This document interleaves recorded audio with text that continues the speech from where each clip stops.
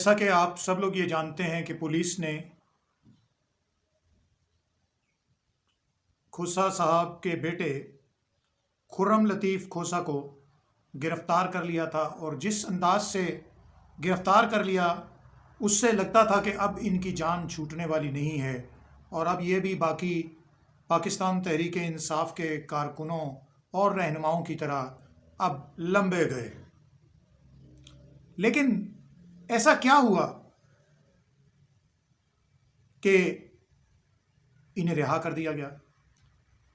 اور اس سے قبل ایسا کیا ہوا کہ ان کو اس طریقے سے گرفتار کیا گیا کہ جس طریقے سے ایک بہت بڑے دہشت گرد کو گرفتار کیا جاتا ہے؟ اور ایک بہت بڑے وکیل، وہ خود ایک بہت بڑے وکیل ہیں، اور ان کے والد صاحب تو بلا شبہ پاکستان کے بہت ہی نامور وکلاء میں شامل ہیں۔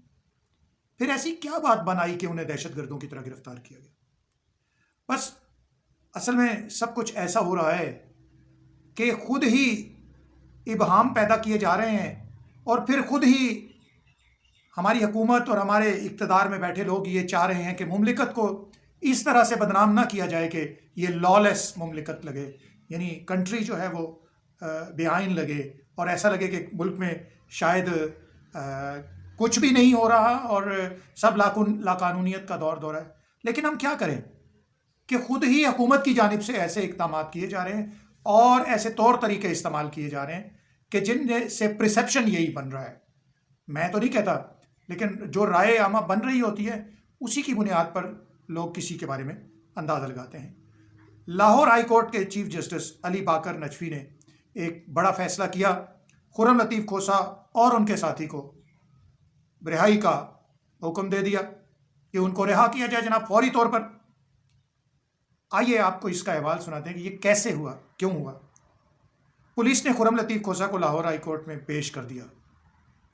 عدالت نے خرم لطیف کھوسا کی درخواست ضمانت پر سماعت کرنے کے بعد فیصلہ محفوظ کر لیا، اور پھر محفوظ فیصلے کو بعد میں سنا دیا کہ ان کی ہتھکڑیاں کھولو اور ان کو رہا کرو۔ کیس کی سماعت کے دوران سرکاری وکیل نے کہا، آپ کے آرڈر پر عمل کرتے ہوئے آپ کے سامنے ان کو پیش کر دیا گیا ہے۔ تو سرکاری وکیل سے عدالت نے پوچھا، انہیں کس کیس میں گرفتار کیا ہے؟ تو وکیل صاحب نے FIR پڑھ کر نہیں سنائی، انہوں نے کہا جس کیس میں گرفتار کیا ہے جناب، اس کیس کی FIR آپ کے سامنے رکھی ہے، اسی کیس میں گرفتار کیا ہے۔ یعنی جواب حکومت کی طرف سے جج کو دینے کا طریقہ دیکھیے آپ۔ اچھا، پہلے FIR ہوئی، پھر انہیں گرفتار کیا گیا۔ یہ جی سرکار کا موقف تھا۔ عدالت نے تفتیشی افسر سے سوال کیا کہ ویڈیو میں ایسی کیا چیز نظر آئی؟ تفتیشی افسر نے بتایا کہ خرم لطیف کھوسا نے پولیس افسر سے کہا، تم مجھے جانتے نہیں ہو۔ خرم لطیف کھوسا نے کہا، جناب اعلیٰ، میں 5 نسلوں سے وکالت کر رہا ہوں، ہم اس قسم کے لوگ نہیں ہیں اور ایسی زبان استعمال نہیں کرتے۔ اور واقعی یہ بات درست ہے کہ کھوسا صاحب جو بڑے ان کے والد صاحب ہیں، ان کی بھی زبان بہت شائستہ آدمی ہیں، وہ دیکھیں گورنر بھی رہے ہیں اس ملک کے، تو کسی عام آدمی کو گورنر نہیں رکھا جاتا اگر وہ ایسی زبان استعمال کرنے والے لوگ ہوں تو۔ عدالت نے کہا، آپ نے وکلاء کو ہتھکڑیاں لگا کر عدالت میں پیش کیا؟ سرکاری وکیل نے جواب دیا، قانون سب کے لیے ایک ہے۔ وہ حضور صرف یہ آج کل PTI دے بندیاں نوں پھڑن لگے ہو، تسی یہ جناب کہہ رہے ہو قانون سب کے لیے ایک ہے، مگر جو اس وقت لوگوں کو نظر آ رہا ہے وہ قانون سب کے لیے ایک نہیں ہے۔ اگر قانون سب کے لیے ایک ہوتا تو آپ کے بارے میں دنیا کی رائے مختلف ہوتی، مگر ایسا ہے نہیں۔ خرم لطیف کھوسا کے وکیل نے کہا کہ FIR میں جو درج ہے ایسا کچھ ہوا نہیں، اگر ایسا کچھ ہوتا تو ویڈیو میں موجود ہوتا۔ وجہ ان کی بات درست ہے کہ جو ویڈیو میں نہیں ہے وہ تو پروف نہیں ہے نا، تو جو FIR کہہ رہی ہے وہ تو وہاں ہوا نہیں اور نہ ویڈیو یہ بتا رہی ہے۔ تو عدالت نے دلائل سننے کے بعد جب فیصلہ محفوظ کیا تو اس کے بعد فیصلہ سنا دیا کہ ان کو رہا کیا جاتا ہے۔ عدالت نے کہا ان کی ہتھکڑیاں کھول دیں۔ اب سوچنے کی بات یہ ہے کہ ایسا کیا ہو گیا تھا کہ ایک نامور وکیل کو اس طریقے سے گرفتار کیا جاتا اور اس طریقے سے اس کو پکڑ کر ذلیل اور رسوا کیا جاتا۔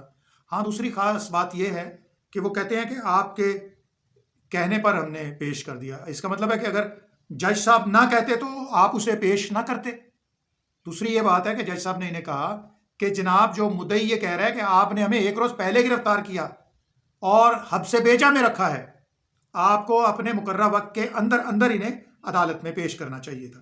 اس کا جواب ان کے پاس کچھ نہیں تھا، اسی لیے جسٹس باقر نجفی نے انہیں رہا کرنے کا حکم دیا۔